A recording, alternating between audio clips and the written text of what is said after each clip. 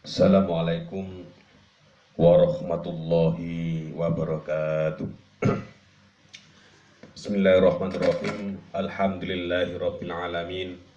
Wa bihi nasta'inu ala umuri dunya waddin. Shalatu wassalamu ala sayyidina wa maulana Muhammadin. La haula wala quwata illa billahil aliyil azim. Amma ba'd. Kepada semuanya yang sekarang ngaji bersama dengan saya, semoga saja dalam keadaan sehat-sehat walafiat.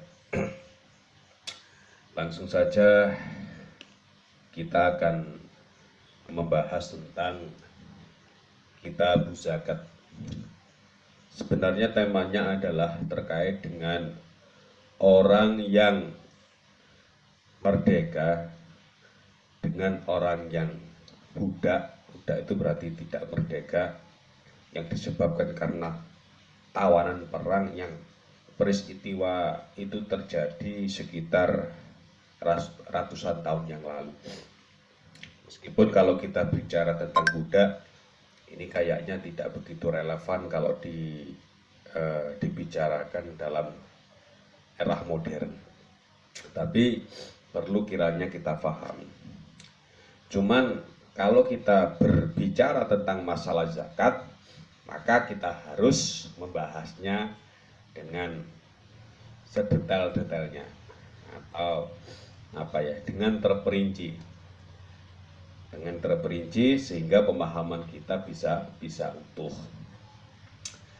Bismillahirrahmanirrahim. Saya akan mengambil kitab yang familiar sekali dari kitab Takrib, yang nanti kita korelasikan dengan peristiwa yang terjadi kekinian, versi daripada kitab Takrib tentang zakat. Bismillahirrahmanirrahim. Kitab zakat, tajibu zakat fil khamsati asya. Wajib zakat di dalam 5 perkara. Jadi zakat ini kewajibannya ini hanya 5 perkara, tidak lebih daripada itu. Kalaupun nantinya muncul beberapa zakat yang dalam versi modern, entah itu profesi dan seterusnya, itu nanti muncul karena hukum qiyas yang zaman Rasulullah itu tidak terjadi. Bismillahirrahmanirrahim. Tajibu zakatu, wajib zakat fil khamsati asai di dalam 5 perkara. Wahya al-mawasi wal asman wa zuru wa simar wa urudut tijarah. Nah, kewajiban zakat itu hanya 5 perkara. Yang pertama adalah mawasi. Mawasi itu binatang ternak. Binatang ternak itu tidak semuanya bisa kita zakati. Binatang ternak itu hanya 3 jenis binatang ternak yang wajib dizakati. Yang pertama adalah yaitu onta, kemudian sapi, kemudian apalagi kambing. Itu yang wajib dizakati. Dan itu pun nanti ada beberapa syarat. Loh, bagaimana nantinya kalau bukan jenis itu? Apakah tidak wajib zakat? Pertanyaannya akan seperti itu. Bukankah itu juga bisa menghasilkan? Maka nanti bisa dimasukkan terhadap zakat yang lainnya. Zakat yang lainnya itu tidak masuk binatang ternak misalnya, berarti masuk dalam ranah zakat perdagangan. Atau ini nanti bisa kita kiaskan. Kita kiaskan itu ya kita samakan, karena mungkin yang diternak itu adalah binatang yang menghasilkan daging, sehingga nanti bisa disamakan. Nanti pembahasannya jauh. Kemudian wal asman, asman itu adalah semacam dahab ataupun fiddah. Jadi punya simpanan emas dan perak, itu juga nanti bisa dizakati. Bagaimana kalau nantinya berupa saham, bukan emas, ataupun nantinya berupa simpanan, ya punya simpanan di bank yang jumlahnya itu luar biasa banyaknya, yang kalau kita kalkulasi dengan emas itu nanti kok sama bahkan lebih secara nisab, itu pun nantinya masuk dalam hukum kias, hanya dikiaskan karena punya nilai yang sama. Nah, kemudian wazur, zur itu tanaman. Tanaman yang dimaksud di sini adalah tanaman yang digunakan untuk makanan pokok. Nah, makanan pokok itu seperti halnya padi, jagung, ataupun gandum, atau sejenis yang lainnya yang digunakan untuk makanan pokok. Apakah wajib zakat untuk yang lain selain daripada makanan ini? Ya, kita lihat dulu. Artinya, kalaupun tidak masuk dalam makanan pokok, maka bisa zakat dengan memperhitungkan zakat yang lainnya. Masuk zakat perdagangan, nah, tentunya seperti itu. Kemudian wasimar, simar itu juga buah-buahan. Kemudian waurudu tijarah, dan harta perdagangan. Jadi zakat itu hanya masuk dalam 5 hal ini. Kalaupun ada hal-hal baru yang kita zakati, itu pun sebenarnya masuk dalam hukum pengkiasan, dikiaskan, atau nanti dikategorikan terhadap perdagangan. Jadi hukumnya adalah pengkiasan. Yang sebenarnya kalau kita runut menurut pendapatnya menurut madhabnya Imam Syafi'i atau madhab Imam Syafi'i, ini hanya 5 hal yang wajib dizakati. Nah, di sini dijelaskan fatajibu zakatu fi salasati ajnasin minha. Fa amal wawasi fatajibu zakatu fi salasati ajnasin minha wa hiya al-ibilu wal baqaru wal ghanam. Nah, kemudian fa amal wa mawasi itu artinya binatang apa saja yang wajib dizakati fi salasati ajnasin minha, yaitu binatang yang jenisnya ada 3, ibil, bakar, wal ghanam. Ibil itu unta, bakar itu berarti sapi, kemudian wal ghanam itu berarti kambing. Selain daripada itu tidak wajib zakat. Punya ternak kuda banyak sekali, masa tidak zakat? Padahal itu kan juga menghasilkan uang, ya berarti tidak masuk terhadap zakat ini. Maksudnya adalah zakat perbisnisan atau perniagaan, yaitu zakatnya perdagangan, karena uang itu diputar berupa kambing yang tujuannya berupa binatang ternak yang jenisnya itu selain daripada ibil, bakar, wal ghanam, itu nanti dimasukkan terhadap zakat perdagangan. Kemudian wasyara itu wujubiyah sitatu asya. Nah, nanti ini menyangkut pautkan. Kita nanti kan berbicara tentang siapa saja yang wajib zakat. Nanti kita pilah-pilah, ya. Kalau zakatnya mawasi, siapa saja yang wajib zakat. Kemudian zakatnya asman, siapa saja. Dan zuhru, siapa saja. Kemudian untuk zakatnya yang berupa mawasi itu berarti binatang ternak. Itu wasaro itu wujubiha sitatu asya, yaitu kewajiban daripada zakat tersebut adalah ada 5 perkara. Syarat-syarat wajib tersebut, syarat-syarat daripada wajib zakat mawasi atau binatang ternak itu ada 5 perkara. Yang pertama adalah al-Islam, yaitu orang Islam. Nah, kalau selain daripada orang Islam tidak wajib zakat. Jadi jenengan itu tidak usah iri kalau selain daripada orang Muslim itu tidak wajib zakat. Tapi kalau orang Muslim wajib zakat. Kemudian wal khuriyatu ini merdeka. Merdeka artinya bukan tawanan perang yang dijadikan budak, ya kan? Jadi ini yang sebenarnya adalah tema pesanan.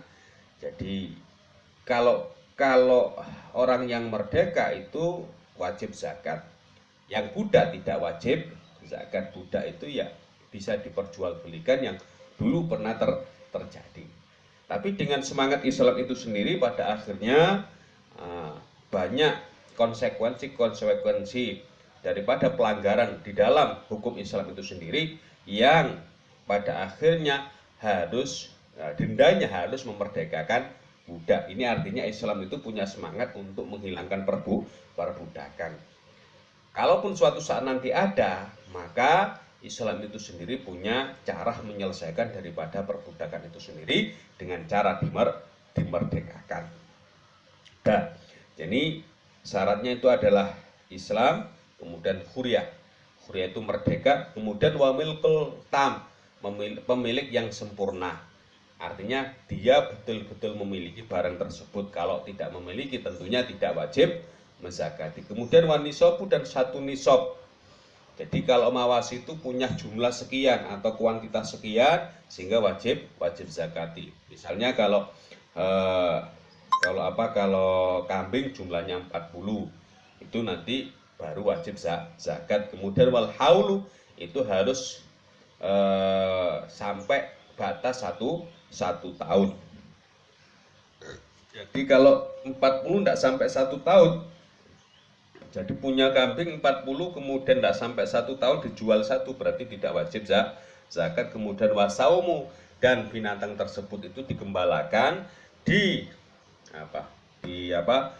tempat yang halal. Tempat yang halal itu di padang katakanlah padang rumput, kemudian itu bukan milik seseorang, nanti baru dizakati. Kalau misalnya kambing tersebut itu dikasih makanan yang ngarit itu kan, dicarikan rumput, itu berarti tidak wajib zakat. Ini terkait dengan merdeka sebenarnya. Kemudian wal asman itu wa amal asmanu fa syai'ani adzahabu wal fiddah. Kemudian untuk barang logam yang wajib dizakati, logam mulia yang wajib dizakati adalah asman. Asman itu berarti logam mulia adalah adzahabu, yaitu emas, wal fiddatu dan perak. Ini kalau selain daripada itu sebenarnya tidak wajib zakat. Punya simpanan emas itu simpanan uang yang begitu banyak, kalau hukum ini mengatakan tidak wajib zakat. Akan tetapi kalau misalnya kita berusaha untuk mengkiaskan, bukankah itu juga punya nilai yang luar biasa? Misalnya nisabnya atau nilai kuantitasnya itu sama dengan emas dan perak, maka juga wajib zakat, tapi hukumnya hukum kias. Tapi kalau hukum asalnya tidak wajib zakat. Kemudian wasara itu wujubi zakati fiha khamsatu asya al-islam wal furiyatu wal milkul tam wal nisab wal haul. Ini juga syarat wajib zakat terhadap dhahab dan fiddah atau emas dan perak itu ternyata sama dengan dengan nisabnya, dengan syaratnya dengan ibil tadi, dengan mawasi tadi. Artinya orang yang wajib zakat itu yang pertama adalah Islam, yang kedua adalah orang yang merdeka, yang ketiga adalah milkul tam, yang keempat adalah nisab, yang kelima adalah haul. Haul itu adalah satu tahun. Kalau hal ini tidak terpenuhi, maka ya tidak wajib zakat. Misalnya orangnya Islam, merdeka, milkul tam, tapi tidak sampai 1 nisab, itu juga tidak wajib zakat. Ataupun 1 nisab tapi tidak sampai 1 tahun, berarti tidak wajib zakat.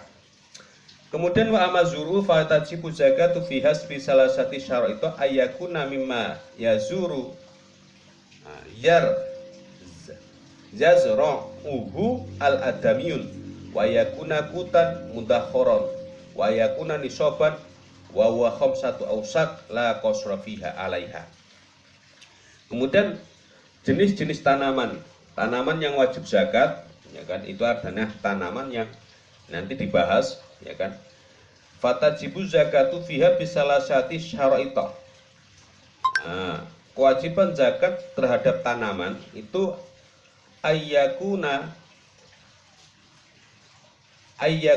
mimma yazra'uhu al-adamiyun. Ada kesengajaan kalau barang tersebut itu tanaman tersebut itu ditanam seseorang.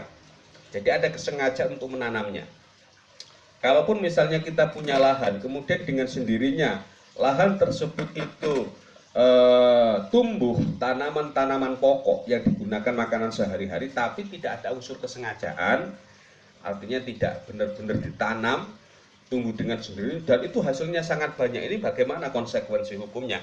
Maka tidak wajib zakat. Jadi yang wajib zakat itu ada unsur kesengajaan untuk ditanam kemudian tumbuh. Nah, ini. Kemudian wa ayyakuna kutan mutakhoron. Nah, wa ayyakuna kutan itu berarti makanan itu adalah makanan pokok yang bisa disimpan. Nah, makanan pokok yang bisa disimpan seperti halnya beras, ataupun jagung, ataupun gandum, ataupun yang lainnya. Itu nanti baru zakat. Kalau punya makanan pokok kalau roti ya tentunya tidak, ya kan, roti tidak. Kemudian wa ayyakuna nisoban, harus satu nisab. Satu nisab wa huwa khamsatu ausak. Satu nisab itu kuantitas sekian atau jumlahnya sudah mencapai batas yang memang wajib zakat. Wa huwa khamsatu ausak, di sini dikatakan 5 ausak la qasru 'alaiha, di mana 5 ausak itu tidak ada kulitnya atau sudah dikupas, sudah ibarat padi itu sudah dibersihkan daripada kulit-kulitnya, itu nanti bisa zakat. Jumlahnya berapa? Nah, kalau padi itu sudah menjadi beras, jumlahnya itu sekitar 7 kuintal, itu nanti bisa zakat. Ada yang mengatakan 6 kintal sekian, tapi kalau dibagukan menjadi 7 kintal. Nah, 7 kintal itu nanti baru zakat. Wa masimaru fatajibu zakatu fi syai'ini. Nah, sekarang kalau kita berbicara tentang buah-buahan, buah apa saja yang wajib dizakati, maka di sini katakan fatajibu zakatu fi syai'ini. Zakat simar ataupun zakat buah-buahan itu hanya 2 hal yang wajib dizakati, 2 buah yang wajib dizakati. Yang pertama adalah nahl wa samratul karam, yaitu berupa kurma dan anggur. Ini. Selain daripada kurma dan anggur itu tidak wajib zakat. Muncul sebuah pertanyaan, loh, kalau nantinya bukan selain daripada ini bagaimana? Nah, ini nanti kita hukum kiaskan, kita kiaskan. Kalau memang punya kesamaan maka kita kiaskan, kita analogikan. Bisa kita analogikan terhadap simar itu sendiri, ataupun bisa kita analogikan terhadap perdagangan. Kemudian wasaratu wujub zakati fiha arba'atu asya. Nah, sekarang kewajiban, syarat-syarat wajibnya zakat di dalam simar ataupun di dalam buah-buahan itu apa saja? Yang pertama, al-islamu, harus Islam. Kemudian yang kedua ini wal khurya, merdeka. Yang keempat adalah milkul tam. Yang kelima adalah nisab, 1 nisab. Nah, ini berbeda kalau kita berbicara tentang simar ataupun zuruk ataupun tanaman-tanaman yang wajib dizakati. Ini ada sedikit perbedaan dengan syarat wajib zakat terhadap barang-barang yang lainnya, seperti halnya mawasi tadi. Kalau mawasi itu nanti harus diternak selama 1 tahun baru zakat, ya kan, selama 1 tahun. Ataupun nanti kalau kita kaitkan dengan dahab ataupun fiddah, emas ataupun perak, itu pun dimiliki selama 1 tahun baru nanti dizakati. Tapi bagaimana kalau nantinya bukan emas dan perak seperti halnya zuruk? Kalau zuruk itu tidak harus 1 nisab, tidak harus haul. Kalau 1 nisab pasti, tapi tidak harus 1 tahun. Begitu nanti kita punya tanaman dan panen, ya kan, jumlahnya sudah sampai 1 nisab. Kalau beras misalnya sudah sampai jumlahnya itu 7 kintal, maka harus dizakati. Berapa zakatnya? Itu pun nanti kita kalkulasi. Kalau memangnya tidak menggunakan biaya, berarti zakatnya adalah 10%, tapi kalau menggunakan biaya, maka zakatnya adalah 5%. Kemudian wa amal urudu tijarah fatajibu zakatu fiha bisyaratil madhkarati fil asman. Nah, sekarang kalau zakatnya perniagaan atau tijarah, ya kan, fatajibu zakatu fiha, maka wajib zakat di dalamnya itu dengan beberapa syarat yang telah disebutkan fil asmani, di dalam perihal atau masalah zakat asman. Nah, jadi zakatnya asman. Perniagaan itu sama dengan zakatnya asman. Asman itu buah-buahan ya. Ini sebentar dulu, wasoratu wujub zakati wal khuratu wa asman. Bukan, asman itu adalah dahab wal fiddah. Jadi kita samakan dengan asman, yaitu dahab wal fiddah. Dahab itu zakatnya emas dengan perak. Jadi kalau misalnya ya kan, kalau misalnya seorang yang telah memulai perdagangan, ya kan, itu nanti sudah yang dagang itu adalah orangnya Islam, kemudian merdeka, kemudian dia memiliki yang didagangkan itu secara sempurna, dan tentunya sudah satu nisab, ataupun nanti satu nisab, kemudian juga berdagangnya itu 1 tahun, maka wajib zakat. Nah itu kan, nah itu yang berkaitan dengan zakat yang selama ini kita dengar. Kemudian banyak hal, sebenarnya banyak persoalan-persoalan yang muncul di dunia modern itu, ya kan? Di dunia modern, atau transaksi-transaksi yang muncul di dunia modern itu bagaimana mensikapinya? Apakah tidak wajib zakat? Karena apa? Karena tidak ada ternyata keterangannya di dalam kitab, gitu kan? Itu bagaimana? Nah, nanti kita hanya menghukumi kias. Contohnya misalnya zakatnya profesi. Ada seorang PNS misalnya yang dia itu dalam 1 tahun dalam 1 bulan 1 kali misalnya dia dapat gaji, apakah wajib zakat? Nah, itu nanti para ulama kontemporer, ulama sekarang misalnya, itu nanti dikiaskan. Padahal kan gajinya itu lumayan besar dibandingkan dengan orang yang bertani. Sementara orang yang bertani itu harus mendapatkan keuntungan itu menunggu 3 bulan kemudian. Sedangkan mereka itu pada umumnya 1 bulan itu sudah mendapatkan gaji yang jumlahnya itu lebih daripada 1 nisabnya orang yang bertani. Maka bagaimana? Nah, ini nanti hukumnya adalah hukum kias, hanya dikiaskan. Jadi seperti halnya orang yang menanam, yang dipanen dalam satu bulan, itu nanti hukum pengkiaskan. Di mana praktek-praktek seperti itu tidak terjadi pada zamannya Rasulullah.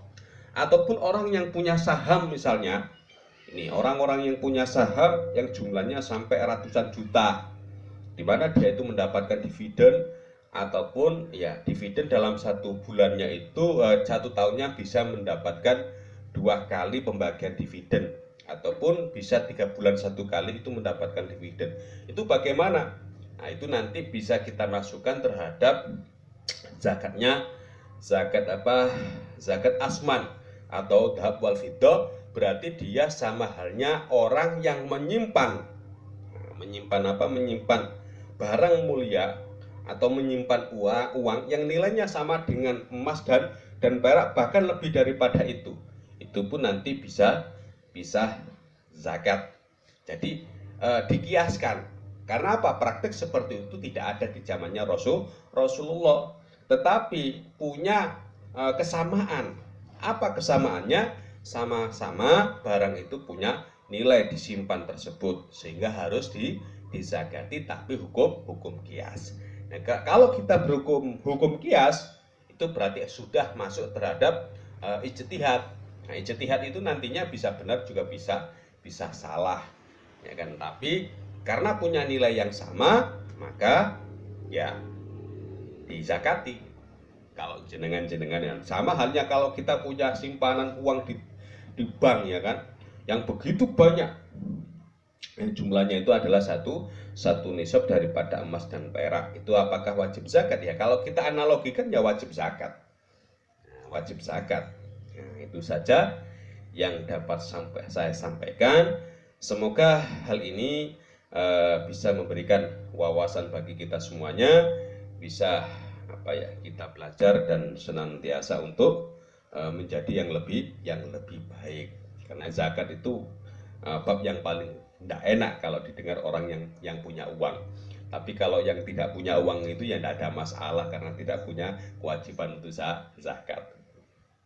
Ya, kalau kita berbicara tentang zakat banyak hal sebenarnya. Misalnya batasan-batasan nisab dan seterusnya itu ya harus kita kaji. Tapi mungkin lain waktu kalau ada kesempatan kita akan membahasnya. Ya kan? Itu saja yang dapat saya sampaikan. Semoga kajian kali ini bisa bermanfaat bagi kula jenengan sedaya yang senantiasa belajar. Kurang lebihnya mohon maaf. Wabillahi taufiq wal hidayah wa ridha wal inayah. Assalamualaikum warahmatullahi wabarakatuh.